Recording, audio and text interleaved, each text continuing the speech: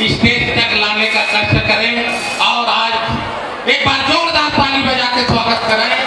मैं एक बात और कहना चाहूंगा, जितना भी वहां पर खड़े हुए हैं कृपया बैठ जाएं। हमारे भैया बहुत दूर से चल के आए हैं, उनके बातों को हमको सुनना है, उनके बातों को हमको जानना है, समझना है। आप सभी से मेरा निवेदन है कि आप लोग जहां पर हैं वहीं पर बैठ जाएं, कोई हल्ला नहीं करेंगे, कहीं पर कोई बातें नहीं करेंगे। हमारे बीच में हमारे आज के मुख्य प्रवक्ता परम सम्माननीय सतीश पैदान जी, एक बार जोरदार ताली बजा के स्वागत करो।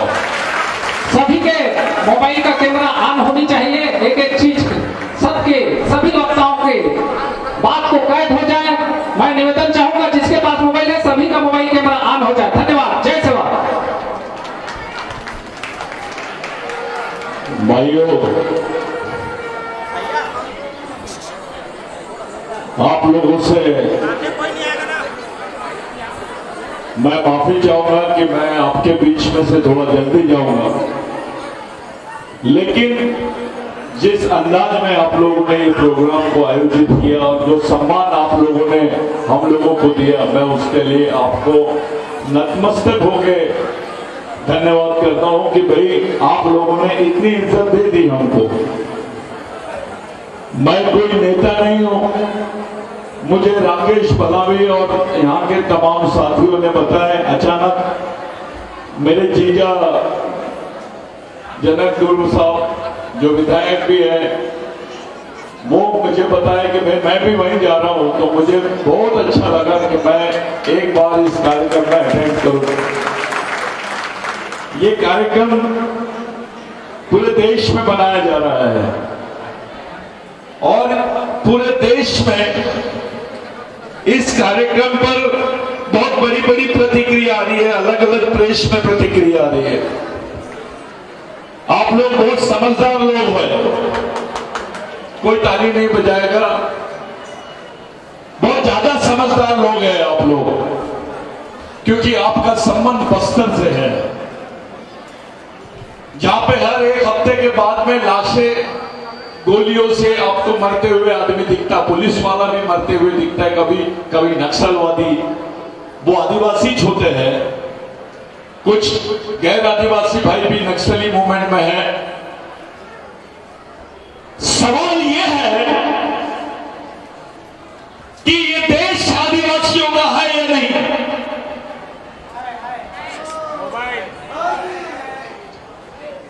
सवाल यह है कि अगर इस देश की राष्ट्रपति आदिवासी है तो वो खुल के आदिवासियों को आदिवासी क्यों नहीं बोल रही है? तालियां कोई नहीं बजाएगा। मैं तालियां सुनने वाला आदमी नहीं हूं। तालियां कौन बजाते हैं? कोई ताली नहीं बजाएगा। राष्ट्रपति से कोई बड़ा पद नहीं हो सकता। इस देश की पहले नागरिक होती है राष्ट्रपति, और राष्ट्रपति आदिवासी होने के बावजूद आदिवासी दिन की बात नहीं करती है। इससे ज्यादा अफसोस की बात कुछ नहीं हो सकती। आरएसएस का बंधक है वो। कलेक्टर साहब, जनक दुर्ग साहब, इससे बड़ा कौन सा पद लाओगे आप कि इस देश के राष्ट्रपति आदिवासी है और आदिवासियों के बारे में बात नहीं कर रही है? इससे ज्यादा शोकांतिका, इससे ज्यादा दुखदायी बात अपने लिए क्या हो सकती है कि वो राष्ट्रपति है और खुद को आदिवासी बोलने से डर रही है। इसका मतलब साफ है कि उसके ऊपर दबाव है कि आदिवासियों को आदिवासी मत बोलो। साथियों, इस देश में हिंदू होना छोटी बात है, इस देश में मुसलमान होना छोटी बात है, इस देश में क्रिश्चियन होना छोटी बात है, इस देश में जैन होना छोटी बात है। बड़ी बात है आदिवासी होना। जैसे आप अपने आप को आदिवासी बोलते हो, आप इस देश के मालिक बन जाते हो, क्योंकि आप इस देश के सबसे या पत्रकार भाई लोग हैं, मैं एंथ्रोपोलॉजिकली ट्रूथ बोलता हूं, जिसको मानव शास्त्रीय विज्ञान बोलते हैं आप लोग। इस देश में भगवान पैदा नहीं हुआ था तब से आदिवासी रहता है। भगवान पैदा नहीं हुआ तब से आदिवासी इस देश में रहता है। ये मैं नहीं बोलता हूं, साइंस बोलता है। क्या बात है, आप आदिवासियों को वनवासी क्यों बोल रहे हैं? किस बात का डर है कि उसको उसकी असली पहचान से आप दूर करना चाहते हो? पूरा आदिवासी बेल्ट चल रहा है साथियों, गुजरात के डांग जिले से लेकर महाराष्ट्र के गढ़चिरोली तक, छत्तीसगढ़ के बस्तर तक, और बस्तर से इधर झारखंड, उड़ीसा, असम, नागालैंड, मणिपुर, इस देश की 50% से ज्यादा अर्धसैनिक बल आदिवासी क्षेत्रों में है। कभी आपने सोचा कि जो घास की झोपड़ी में रह रहा है, जिसके बदन पे कपड़े नहीं है, पेट में रोटी नहीं है, एक मशीन गन लेकर, AK-47 लेकर सैनिक उसके झोपड़ी के पास क्या कर रहा है? क्या करना चाहता है? आदिवासी क्षेत्रों में अब पुलिस स्टेशन बन रहे हैं, मिलिट्री के केंद्र बन रहे हैं, लेकिन लाइब्रेरी नहीं बनी, दवाखाने नहीं बने, एक अच्छा स्कूल नहीं बना। इसके पहले कांग्रेस का भी मुख्यमंत्री थे, अब बीजेपी के मुख्यमंत्री है। मैं आदिवासी समाज के लोगों से पूछना चाहता हूं, जैसे नागपुर में दीक्षा भूमि है, इस प्रदेश में हर समाज के लिए सामाजिक भूमि है। मेरे को 50 एकड़ जमीन आदिवासियों के लिए कौन सी जगह पर है ये बता दीजिए। खड़े हो जाइए और बताइए। अरे तुम मालिक हो, तुम राजा थे यहां के, तुम्हारे लिए कब्रिस्तान नहीं है, मरने के लिए जगह की बात तो बहुत दूर है, तुमको गाड़ने के लिए, मरने के लिए भी, यानी तुमको गाड़ने के लिए भी कब्रिस्तान तुम्हारा नहीं है। किसी ने पूछा आदिवासियों का कब्रिस्तान कहां है, क्या बताओगे? क्या समझाओगे अपने बच्चों को?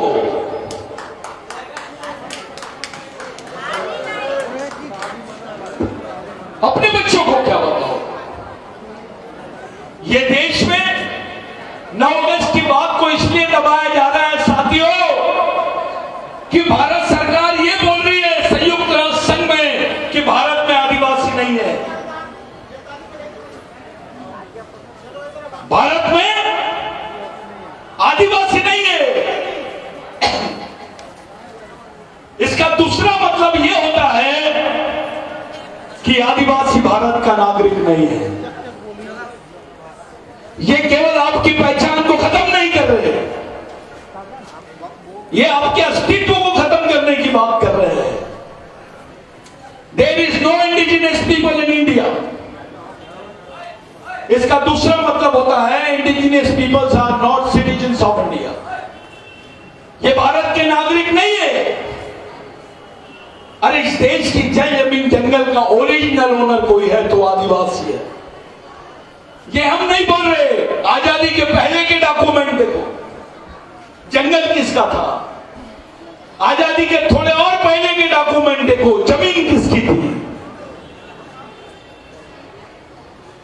ये आजाद देश आज भी इस देश की 50 से 60% जमीन आदिवासियों की है। लेकिन क्या हाल हो रहा है? पूरे आदिवासी जमीनों पर उत्खनन की बात कर रहे हैं, माइनिंग की बात कर रहे हैं, बड़े बड़े कंपनियों को ला रहे हैं, अंबानी अदानी को ला रहे हैं। अबे आदिवासियों के पुरखों ने जो हजारों साल से लड़कर उस जमीन को बचाया, अदानी अंबानी के लिए बचाया क्या? अगर देश के गरीब आदमी को उसका फायदा होता है तो सही है, लेकिन यहां तो पूंजीपतियों के लिए चौकीदारी कर रही है सरकार। एक गरीब आदमी पुलिस स्टेशन में जाता है तो उसकी FIR नहीं दर्ज होती है, लेकिन कोई पूंजीपति आदमी आदिवासी क्षेत्र में जाता है तो उसके साथ मिलिट्री लगाई जाती है। आदिवासी आदमी से पुलिस बराबर बात ना करे तो उसका मतलब यह होता है कि उसकी लोकतांत्रिक आवाज दब रही है, उसके एफआईआर नहीं लिखे जाते। अरे जंगल आदिवासियों ने लगाया है और एक ही दिन में हजारों झाड़, लाखों झाड़ तोड़े जा रहे हैं। तुम्हारे बाप ने लगाया था कहीं?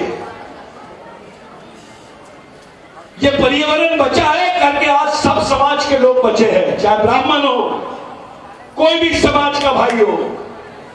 ये पर्यावरण सही है तो सब सही है। हवाई नहीं मिलेगी तो जिएगा कैसे?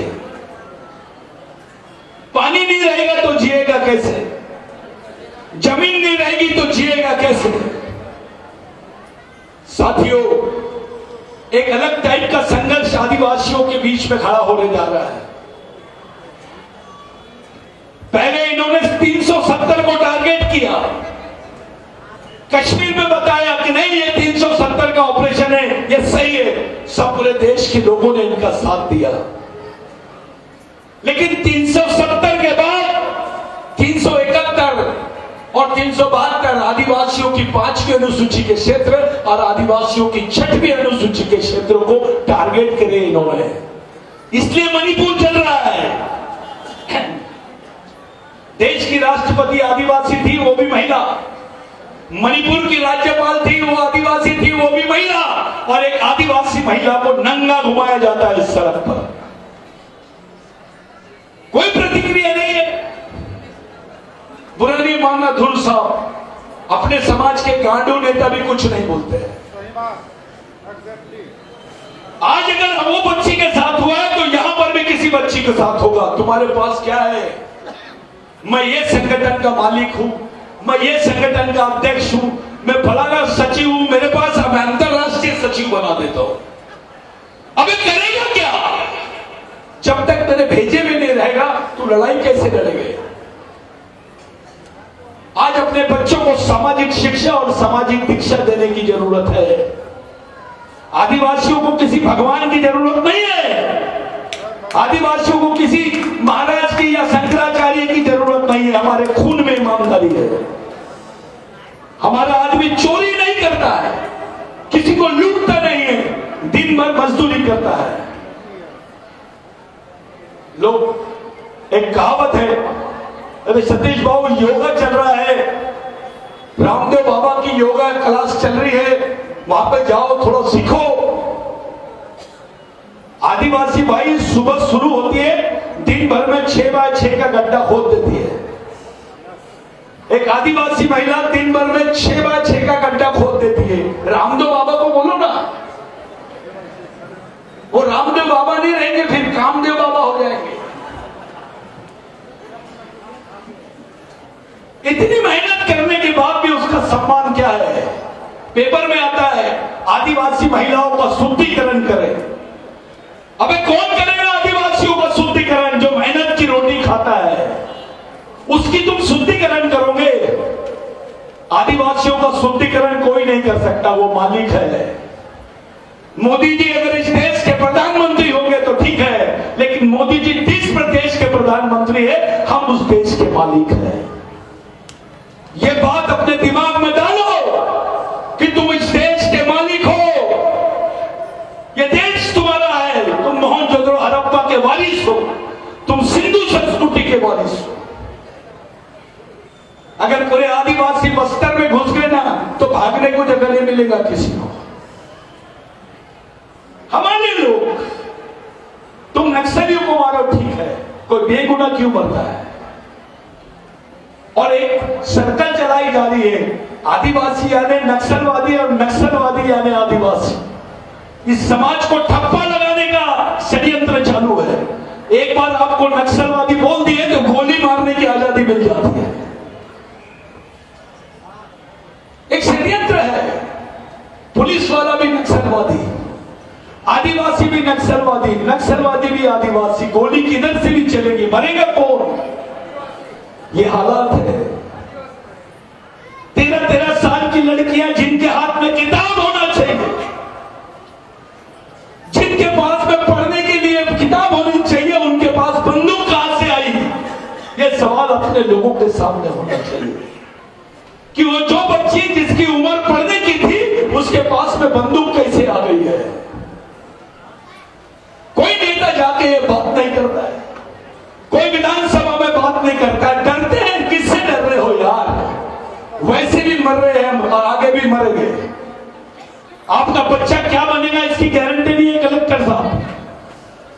आप तो विजन रखते हो लेकिन गारंटी नहीं है कि आपका बच्चा क्या बनेगा। दिन बाय दिन आदिवासियों के गांव खाली हो रहे हैं। जो कुछ नहीं करते उनको गाय खनों के नाम से, गौशाला के नाम से जमीन मिल रही है और आदिवासियों को रोज खाली कर रहे हैं। ये हालात है देश के। कुछ लोग बोलते हैं, बुरा लगता है लोगों को, मैं बिरसा मुंडा की बात कर रहा हूं। बिरसा मुंडा ने सवाल किया था कि गाय हमारी मां है, गाय हमारी माता है तो भैंस का दूध किधर जाता है? अगर गाय मां है तो भैंस बड़ी मां होना चाहिए, क्योंकि वो काली है करके उसको तुम मां नहीं बोलते। अबे मां तो मां होती है।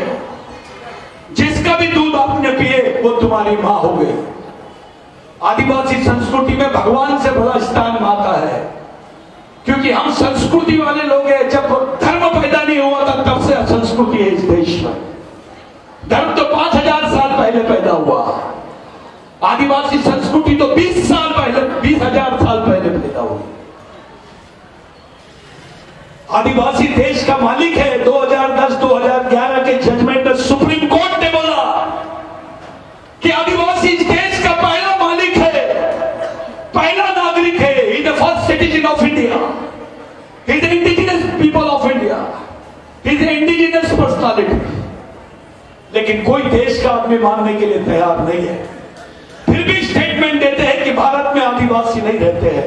कब तक दबाओगे आदिवासियों को? कब तक आदिवासी नेता अपने बच्चों को अपने हाथ से कब्र खोदकर बता लोगे आप?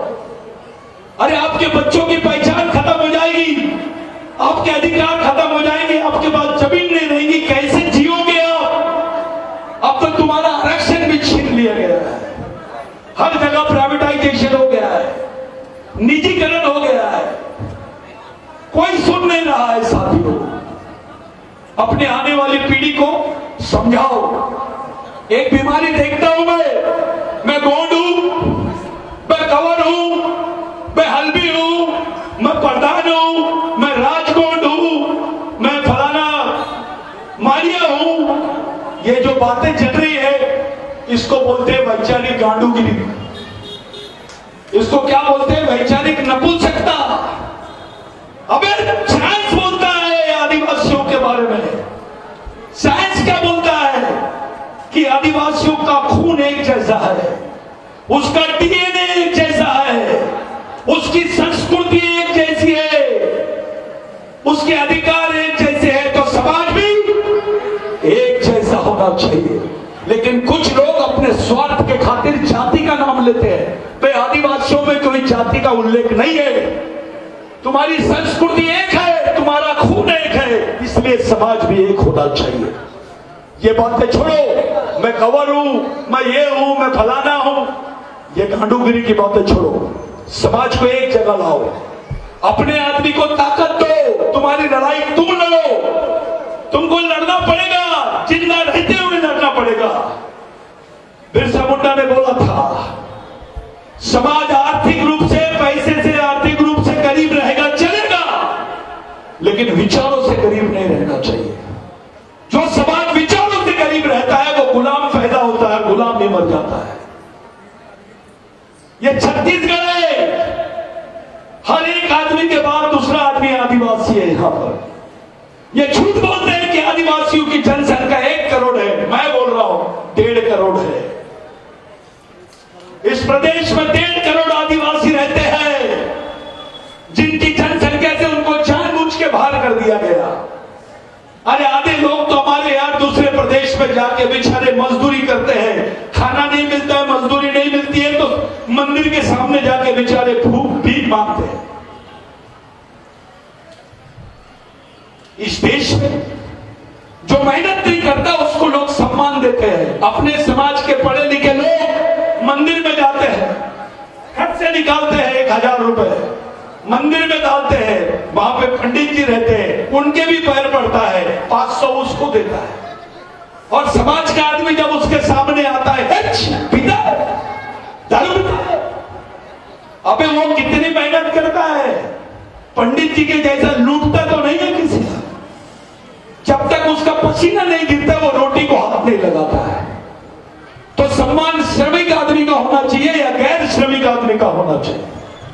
वो किसी भी समाज का रहे, किसी भी जाति का रहे, ब्राह्मण रहे, बनिया रहे, आदिवासी रहे, दलित रहे, ओबीसी रहे, माइनॉरिटी, मुस्लिम रहे, क्रिश्चियन रहे, कोई भी रहे, इस देश में मेहनत का आदमी का आदर होना चाहिए। ये चिल्लर बातों से अपना ध्यान निकालो, अपने बाल बच्चों के लिए तैयार रहो। कल तुम्हारी मांग अगर सरकार मानती नहीं है तो अपने बच्चों को जिंदा रखने के लिए सड़क पे आ जाओ, लोकतांत्रिक लड़ाई लड़ो, संवैधानिक लड़ाई लड़ो। तुमको संविधान ने उतने अधिकार दिया है। कोई बात नहीं होती, कोई चर्चा नहीं होती, अपने समाज पर भी चर्चा करने से डरते हो तुम। अबे समाज है तो तुम है, समाज नहीं रहेगा तो तुम्हारी औकात भी नहीं है कि एक ऑफिसर बन जाओ, मंत्री बन जाओ, विधायक बन जाओ, कुछ भी बन जाओ। और दुश्मन ने तुम्हारे समाज को ही खत्म करने का षड्यंत्र रच दिया है। इसलिए इस समाज की एकता के दल लो, इसको पुनर्निर्माण करो। नए नए लड़के तैयार हो जाओ, कैडर्स बनो, प्रशिक्षण शिविरों में आओ, मिशन चलाओ, संगठन मत चलाओ। बहुत पहले के 50 संगठन हो गए, उससे कुछ होने वाला नहीं है। मिशन चलाओ, समाज को जिंदा रखना चाहते हो तो। समाज पार्टी से बड़ी चीज है भाइयों, हमारे लिए समाज भगवान से बड़ी चीज है, हमारे लिए समाज सब कुछ है। टंडा भील को देखो, खुशी से बोला कि हाँ मैं फांसी के तख्ते पे चढ़ना चाहता हूं। फिर उसको बोला गया कि तुम्हारी क्या इच्छा है, तो बोले आखिर में अपने भगवान को देखना चाहता हूं। तो पूरे अंग्रेज घबरा गए, तुम्हारे भगवान कहाँ है? तो बोले वे 2 लाख लोग खड़े हैं, ये मेरा भगवान है, ये मेरा समाज है। अपनी मां को देखना चाहते हो? नहीं। अपने रिश्तेदार को देखना चाहते हो? नहीं। समाज को देखा, मैं समाज के लिए जिंदा रहा, समाज के लिए मर गया।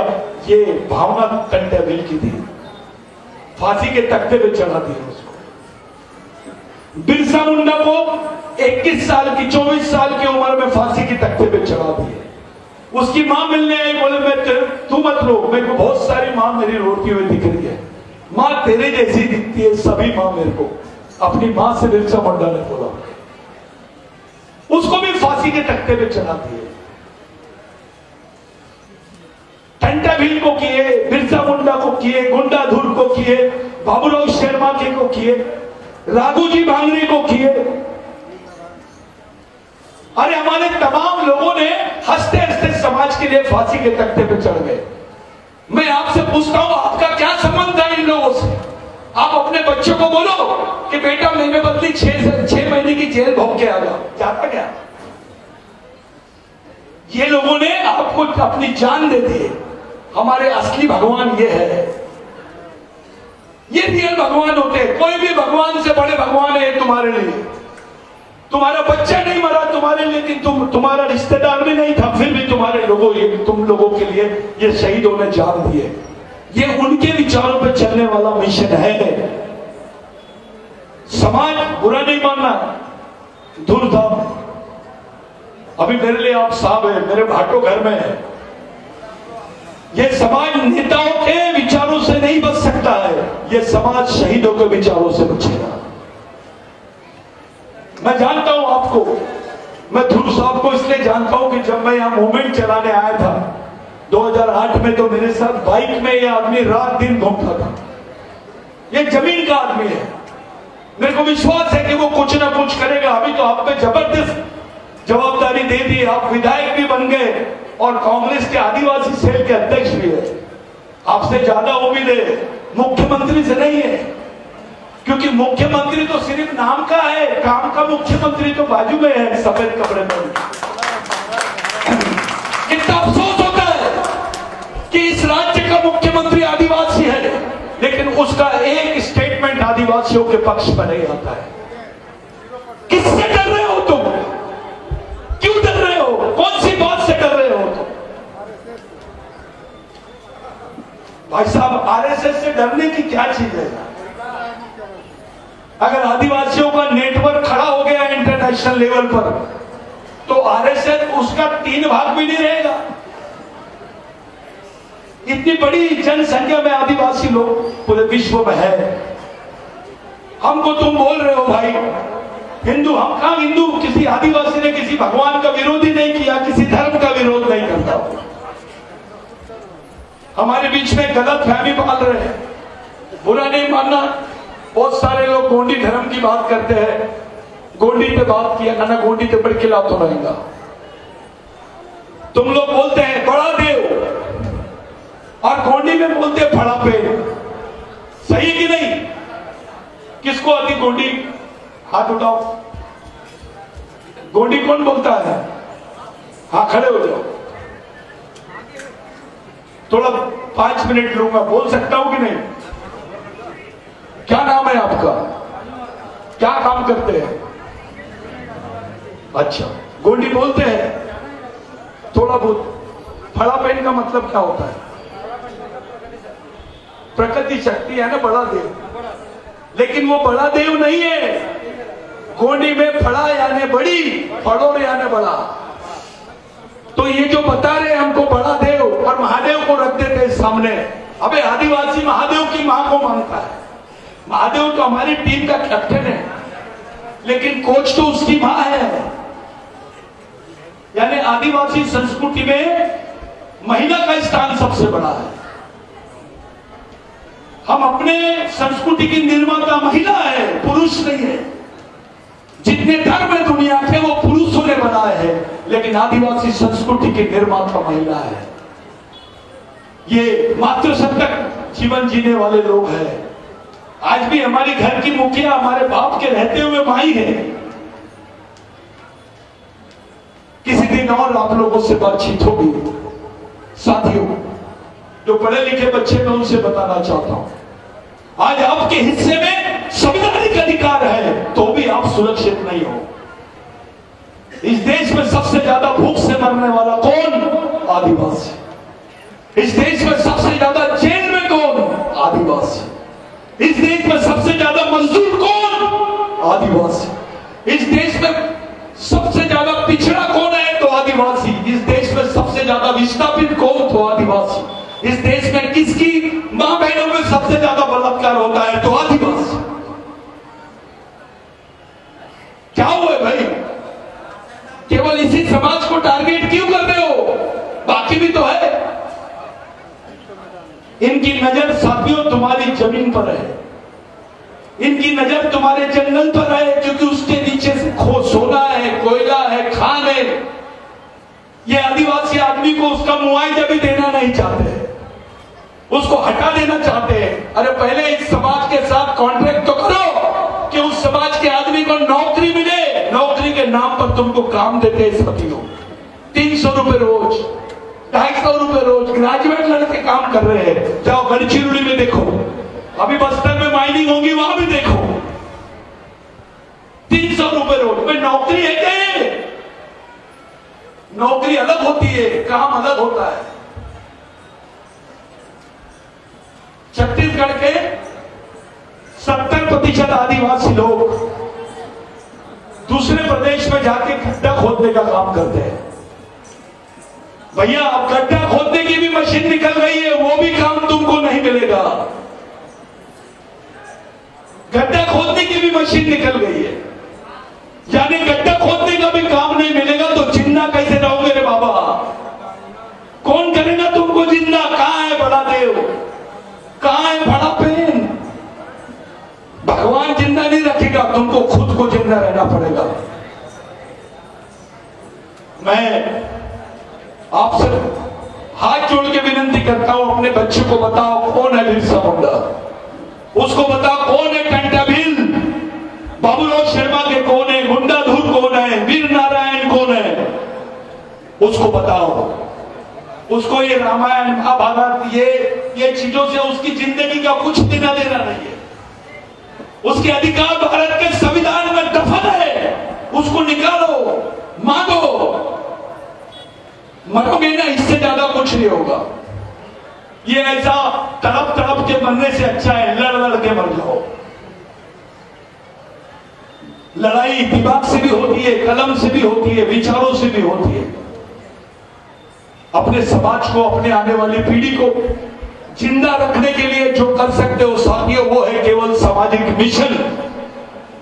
ध्रुव जी, आप भले विधायक बन गए होंगे, लेकिन अपने वाली पे आ जाओ। समाज बचेगा तो सब बचेगा। पार्टी बड़ी नहीं है, समाज बड़ा है। जितने विधायक है, मैं ध्रुव जी को इसलिए बोलता हूं क्योंकि मैं जानता हूं वो आदमी अपने वाली पे आ ही जाएगा। वो बाइक से घूमेगा। कैडर है वो, मिशन का कैडर है। तो मैं आप लोगों को बताना चाहता हूं कि ऐसे लोग जो नीचे से आए हैं, जो जमीन से अपने समाज को भूले नहीं है, उन लोगों से हाथ जोड़ के प्रार्थना करता हूं, भैया सब लोग मिलकर मिशन चलाओ और ये गांडूगिरी छोड़ो। ये गोंड है, ये प्रधान है, ये कंवर है, ये हल्बी है, तो उसको पहला सवाल पूछो, तेरा डीएनए मेरा डीएनए एक है कि नहीं। दूसरा सवाल पूछो, तेरी संस्कृति मेरी संस्कृति एक है कि नहीं। तेरे अधिकार मेरे अधिकार एक है कि नहीं। तो तू और तेरा समाज और मेरा समाज एक है कि नहीं। तो ये फालतू की बातें क्यों कर रहे हैं? पूरे विश्व के आदिवासियों का डीएनए एक जैसा है। भारत के आदिवासियों का तो प्रूव हो गया अभी कि इनका डीएनए एक जैसा है। और यहां के ओबीसी, एससी, एसटी, माइनॉरिटी के लोग उनके वंशज है। कुछ ब्राह्मण भी है आदिवासियों के वंशज, वो डीएनए से समझ जाते हैं। आप लोग एक बड़ी नींव रख रहे हो यहां पर, सामाजिक नींव रखो। ये नाचना गाना चलता है, नाचो, लेकिन जिस जोश से तुम नाचो उसी डबल जोश से लड़ने की भी तैयारी करो। मैं बहुत बड़ा आदमी नहीं हूं भैया, मैं भी ऐसे इंजीनियर था तुम्हारे जैसे। मैं भी बहुत गरीब परिवार से निकला। मैंने भी जिंदगी को बहुत नजदीक से देखा, लेकिन जब तकलीफ देखा मैंने, तो मैंने अपनी नौकरी छोड़ा। मैं इंजीनियरिंग की नौकरी छोड़ा और समाज के लिए निकला। मैं आज एक नहीं, भारत के 28 राज्यों तक के आदिवासियों के बीच में गया। मेरे भाइयों, ये जो बच्चे हैं, ये आने वाली पीढ़ी के बच्चे हैं। सही बात बोल रहे थे जनक जी। किसी ने पूछा, पर तू इस समाज का, जिस समाज में तू जी रहा है और मरने वाला है, उस समाज का चालक कौन है? किसी ने तुमसे पूछा कि जिस समाज में तुम जीने और मरने वाले हैं, उस समाज का मालक कौन है? चालक, मालक और पालक। किसी की गाड़ी भी रहती है तो उसका चालक, पालक और मालक रहता है, लेकिन ये समाज किसके भरोसे चल रहा है? कौन है इस समाज के लिए लड़ने वाले लोग? कौन है इस समाज के लिए सोचने वाले लोग? जब तुमसे सवाल करेंगे तो तुम्हारा मुंह बंद हो जाएगा, क्योंकि यह लोग पार्टी के लिए जी रहे हैं, संगठन के लिए जी रहे हैं, बस समाज के लिए जीने की बात कब करोगे तुम? यह विश्व आदिवासी दिवस इसलिए मनाया जा रहा है साथियों कि वर्ल्ड में सबसे ज्यादा सामाजिक जल जमीन जंगल की लड़ाई लड़े आदिवासियों ने। विश्व के 3 करोड़ आदिवासी मारे गए, 3 करोड़ आदिवासी मरे। इतनी बड़ी संख्या में कोई विश्व युद्ध भी हुए, उसमें भी लोग नहीं मरे, लेकिन अकेले भारत में 1.5 करोड़ आदिवासी इसके लिए मारे गए। 3 करोड़ में से, विश्व के 3 करोड़ आदिवासियों में से अकेले 1.5 करोड़ भारत के आदिवासी थे। अरे हर 2 परिवार के बाद में हमारा एक परिवार स्वतंत्र सेनानी है, लेकिन इस देश में जिसने उंगली नहीं कटाया उसको स्वतंत्र सेनानी का सर्टिफिकेट मिलता है। वे आदिवासियों की तो पूरी कौम की कौन स्वतंत्र सेनानी है? हमको कोई बता नहीं सकता राष्ट्रवाद वगैरह। तो देश हमारा था, हम तो यहाँ की जमीन से मरे हुए, इस जमीन पर हमारा खून है, हमारे पूर्वजों का खून है। हमको क्या स्वतंत्रता बता रहे? राष्ट्रवाद का पाठ पढ़ा रहे हैं। जितनी कुर्बानी आदिवासियों ने की है उतनी किसी ने नहीं किया भारत में। 70% लड़ाई आदिवासियों ने लड़ी है। मैं ऑन द रिकॉर्ड बोल रहा हूं। ये लोग राष्ट्रवाद बताते हैं। बिरसा मुंडा ने बोला था साथियों, जिसकी जमीन उसका देश। ये देश भी जिस जमीन पे खड़ा है वो आदिवासियों की है, इसको मानना ही पड़ेगा। ये कितना भी छुपा लेंगे, आप किताब बदल सकते हो, जमीन नहीं बदल सकते। आप किताबों का इतिहास बदल सकते हो, लेकिन जमीन का भूगोल नहीं बदल सकते। उसका कोई तंत्र नहीं है, सच्चाई तो कुदरत बताता है। आप लोग इतने अच्छे दिन अपने बाल बच्चों के साथ में बच्चे लोग आए हैं।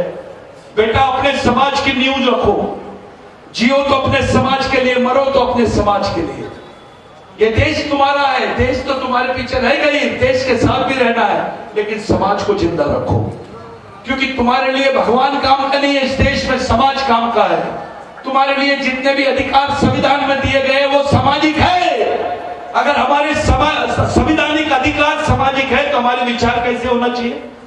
सामाजिक होना चाहिए। अगर हमारे विचार सामाजिक है तो संगठन कैसा होना चाहिए, जीवन कैसा होना चाहिए, और मौत कैसी होनी चाहिए? छोटी सी बात है। मेरे लिए ये खुशी की बात है कि मैं आप तमाम लोगों के बीच में आया हूं। दादा आप लोगों का मैं समय नहीं लूंगा, मैं खुद लेट आया हूं, उसके लिए माफी मांगता हूं। लेकिन आप अगली बार बुलाएंगे तो ऐसे कार्यक्रमों के लिए नहीं बुलाना। आप अगली बार भेजा निर्माण करने के लिए बैठेंगे, गुप्त बैठकें करो, अपने बच्चों को ट्रेनिंग दो। और ये तुम्हारी जवाबदारी है धुर साहब। अरे विधायक छोड़ो ना जी, उससे बड़ा पद है तुम्हारे पास, सामाजिक पद है। पूरा समाज तुमको आशा की नजर से देखता है। जिसको मालूम है कि तुम जमीन से आए हो, वो आदमी को बहुत उम्मीद है आपसे। तो समाज के लिए आप ये मिशनरी काम शुरू कर दो। थोड़ा बहुत इधर उधर से किसी को भी लोट लपेट करके पैसा लाओ, इनके हिस्से में दे दो। सब करते हैं। कंडा भील ने डकैती किया समाज के लिए, बिरसा मुंडा ने अंग्रेजों को लूटा समाज के लिए, रामोजी भांगरे तो पूरी ट्रेन की ट्रेन लूट लेता था समाज के लिए। आप भी कुछ ऐसा करो। हंसने की बात नहीं है, हंसने की बात नहीं है। क्या धुर साहब ने ठेका लिया है? अपन ने करना चाहिए, हर आदमी ने करना चाहिए। अपनी मेहनत का 10% पैसा समाज के लिए दो। अरे छत्तीसगढ़ में आदिवासियों की इतनी संख्या है कि अगर 1 रुपए रोज भी डाला हो तो 1 करोड़ रुपए तुम्हारे समाज के पास रोज जमा हो जाएगा। समझ रहे? अगर एक आदिवासी ने 1 ड्रम पानी डाल दिया ना तो छत्तीसगढ़ में बाढ़ आ जाएगी। इतनी मजबूत ताकत है तुम्हारी, इतनी बड़ी जनसंख्या है, और हम दूसरों के सामने दे रहे, भीख मांग रहे हैं। मैं बीच में एक आंदोलन में गया था, हमारे समाज में पारधी लोग भी आते हैं, वो हमारे आदिवासी भाई है। मैं बॉम्बे में गया तो वो सब लोग पकड़ लिए, पत्रकार लोग। सतीश मैडम तुम किधर? मैं पहले डरता हूं पत्रकार लोगों से। भैया तुम नेता लोगों की तरफ जाओ, सफेद कपड़े देखो, मेरे की तरफ मत देखो। तो वो मेरे को बोले यार ये अलग टाइप का आंदोलन है। मतलब क्या हो गया? मैं गया उस आंदोलन में, तो वो लोग क्या मांग रहे थे मालूम है? भीख मांगने का लाइसेंस मांग रहे थे। यहां गए आदिवासियों की हालत, जो किसी समय इस गोंडवाना के राजा थे, आज बेचारे भीख मांगने का लाइसेंस मांग रहे हैं। कहां गए समाज का पढ़ा लिखा वर्ग? कहां गए समाज के नेतागण? ये समाज वैचारिक रूप से लावारिस हो गया भाइयों। हमको बाबा साहब का आदर्श लेना पड़ेगा, हमको महात्मा फुले का आदर्श लेना पड़ेगा, हमको शिवाजी महाराज का आदर्श लेना पड़ेगा, संभाजी महाराज का आदर्श लेना पड़ेगा। महात्मा लिंगू को धर्मगुरु मत बनाओ, वो साइंटिस्ट था, वो धर्मगुरु नहीं था, ये चिल्लर पोस्ट है। वो साइंटिस्ट था, उसने वैज्ञानिक तौर से आदिवासी संस्कृति को समझाया और समझाया। किसी दिन हम लोग मिल के बात करेंगे। मेरी हाथ जोड़ के विनती है, जातिवाद, व्यक्तिवाद, पार्टीवाद, क्षेत्रवाद, पूंजीवाद, इससे दूर जाओ। केवल समाज और समाजवाद के लिए आप लोग जियो, यही हमारे समाज के लिए अंतिम ये रहेगी। साथियों मेरे साथ सर आप झारखंड से आए हैं, मैं 2 मिनट में मेरा खत्म कर दूंगा आपके लिए। रुकिए आप। इनका जोरदार तालियों से स्वागत करो भाई। माफ करना, मेरे को ऐसा बोल देते मैं नहीं करता। तो आने वाले समय में किसी टाइप का ये व्यक्तिवाद, पार्टीवाद, संगठनवाद, जातिवाद, पूंजीवाद, ये सब नहीं होना। केवल समाज और समाजवाद के बारे में बात करेंगे। सब लोग मिलके मेरे साथ नारे देंगे। मैं बोलूंगा बच्चे को सिखाना है, आपको बोलना है आदिवासी को बचाना है। बच्चे को सिखाना है, जम के बोलो। बच्चे को सिखाना है। मैं बोलूंगा जो जमीन सरकारी है, आपको बोलना है वो जमीन हमारी। जो जमीन सरकारी है, जो जमीन सरकारी है, मैं बोलूंगा बिरसा मुंडा ने पुकारा है, आपको बोलना है भारत देश हमारा। बिरसा मुंडा ने पुकारा है, बिरसा मुंडा ने पुकारा है। मैं बोलूंगा सरकार देश की चालक है, आपको बोलना है आदिवासी देश का मालक है। सरकार देश की चालक है, आदिवासी देश का मालक है। सरकार देश की चालक है, आदिवासी देश का मालक है। साथियों किसी दिन हम मिलेंगे। मैं माफी चाहता हूं, मेरी वजह से कुछ मेहमान लेट हो गए।